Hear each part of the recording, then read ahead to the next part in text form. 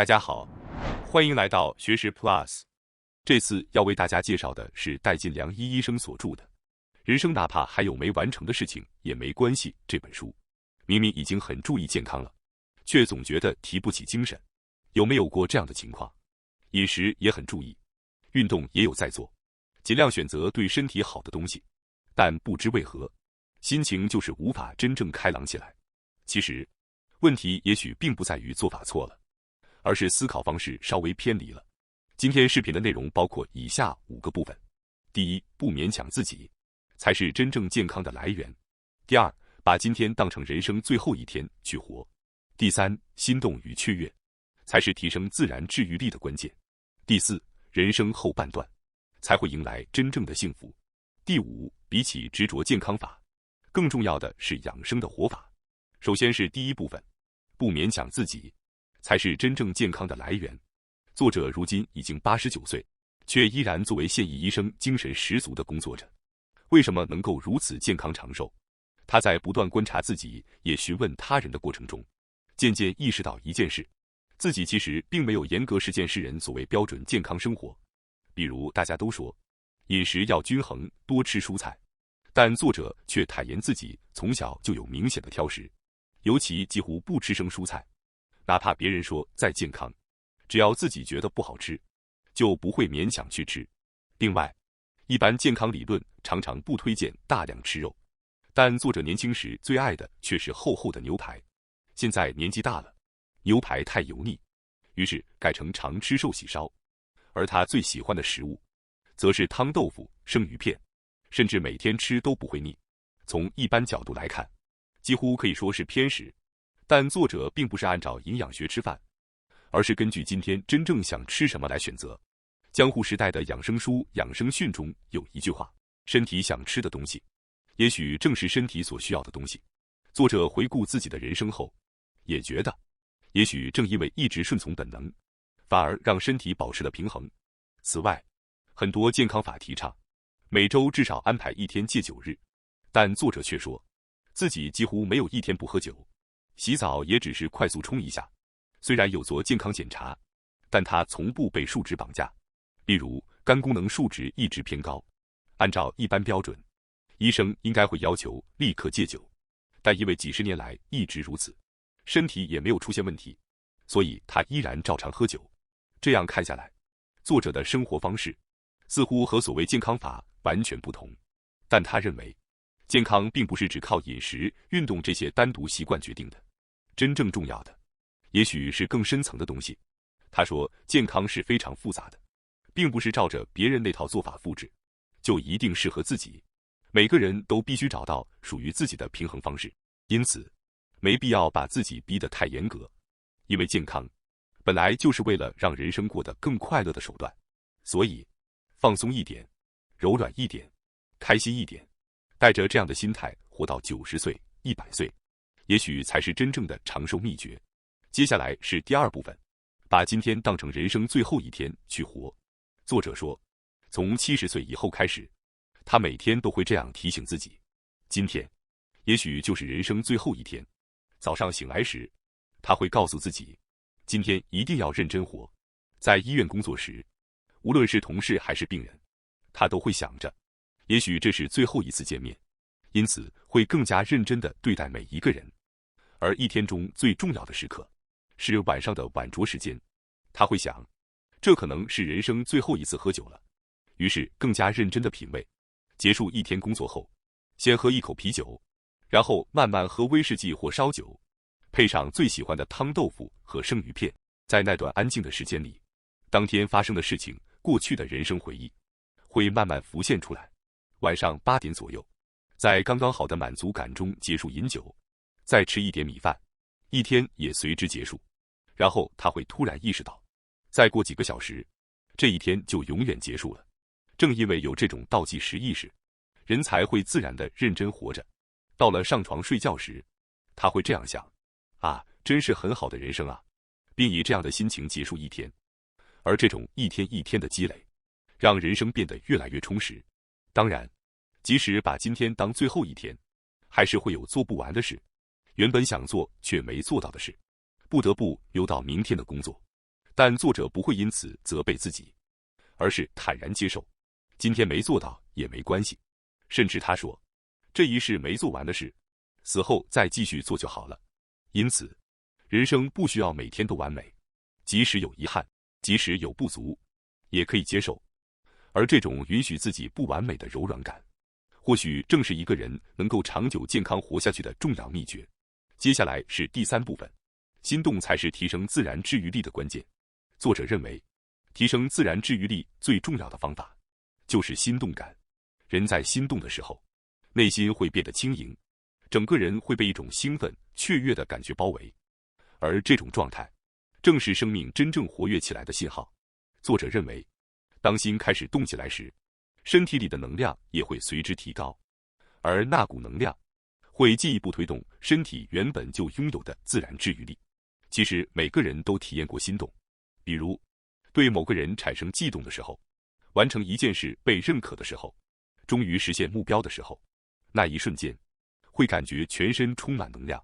作者认为，正是这些一次又一次的小小心动，不断增强了人的生命力。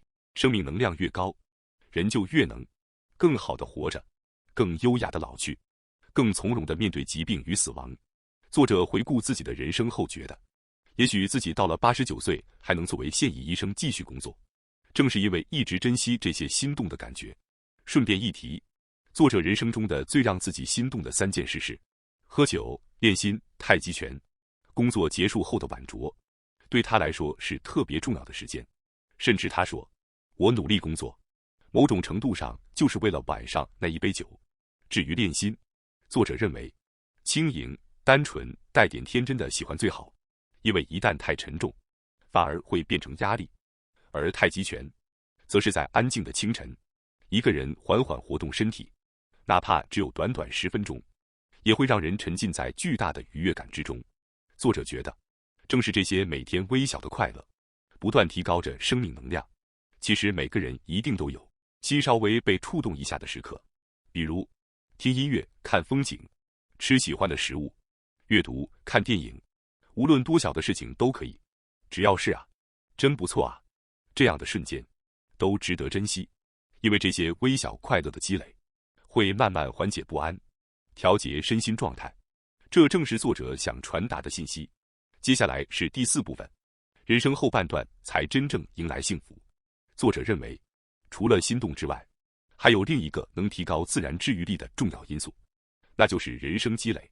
至今为止，你所经历过的一切人生，作者至今已经出版了将近300本书，每年还持续进行超过100场演讲。而这些长期累积下来的经历，最终成为了支撑他生命能量的自信来源。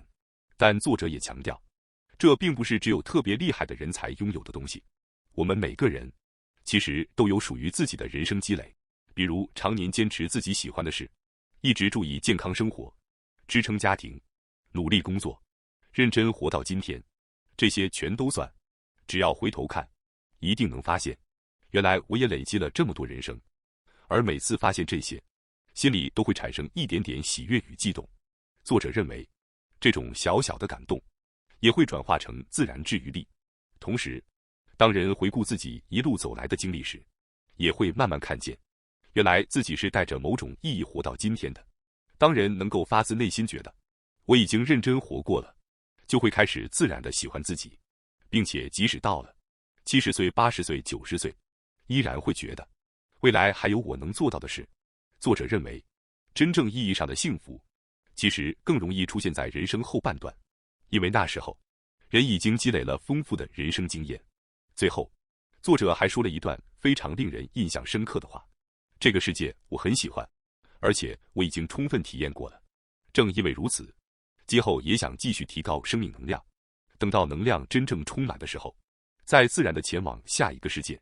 他说，不要斤斤计较的想着死之前一定还要完成什么，因为没做完的事，死后再继续做就好了。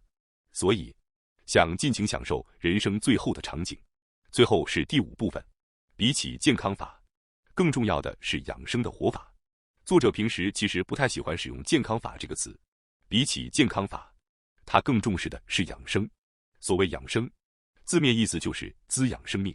换句话说，就是提高生命能量的生活方式。当然，各种健康法也是提高能量的方法之一。但如果人生只剩下不要生病这件事，人反而会渐渐感到压抑与拘束。作者说，健康不是目的，而只是让人生更丰富的手段。书中提到一个故事，有位男性2次战胜了癌症转移。作者问他，接下来你想怎么活？结果那位男性愣住了，因为在与疾病抗争的过程中，他一直只想着不安、恐惧、治疗，却从来没有认真思考病好以后自己想怎么活。后来身体恢复后，他每天开心地打高尔夫，但在那次谈话之后，他开始觉得不想只为了自己的快乐而活，于是开始种植无农药蔬菜，栽培稻米，做帮助别人的事。后来那位男性在10年后离世，但他留下了一句令人非常震撼的话：得癌症之前的人生好像只活了5%，而得癌之后才真正活出了剩下95%的人生。这句话真的非常深刻。当然，想保持健康是很重要的，能够健康活着，身体还能动，心还能感受到世界，这些看似理所当然的日常，其实都值得感恩，而这本身也是一种养生。除此之外，更重要的是，接下来你还想做什么？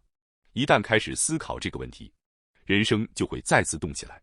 作者最后这样总结，无论健康还是生病，都接受现在的状态，并持续提升生命能量，这才是真正的养生。即将迈入90岁的作者，如今依然这样想着，未来还剩多少时间，我不知道，但直到最后一刻，我都想继续做那些让心动起来的事，即使还有没完成的事情也没关系，因为没做完的事，死后再继续做就好了。或许，这种柔软而自在的活法，正是长久健康活下去的秘诀。哪怕还有没完成的事情也没关系，因为人生本来就不需要全部做完。愿我们都能带着轻松而柔软的心情，认真享受每一天。感谢大家收看今天的节目。如果你喜欢我们分享的内容，记得点赞、订阅并开启小铃铛通知，第一时间获取我们的更新。在下次的节目中，我们将继续为大家分享更多有益的内容。再次感谢大家的支持，我们下期再见。